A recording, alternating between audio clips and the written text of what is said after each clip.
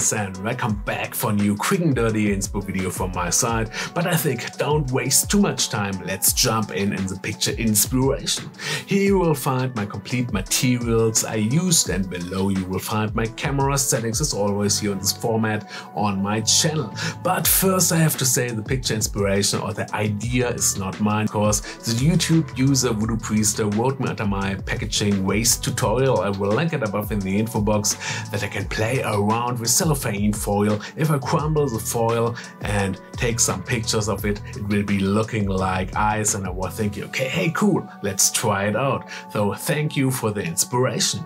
And you are thinking now, okay, cellophane foil, what is it? It's very simple explained. If you buy some greeting cards here or Christmas cards like this, you will have this plastic bag around, and this is a cellophane foil. It's a very thick plastic foil, and if you crumble the foil, you will have this lovely structure here.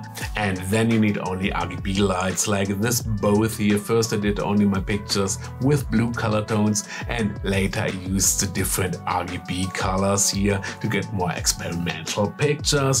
And then you have to lay only your cellophane foil on a black cardboard, put the light around and take your pictures with macro lens, and that's all.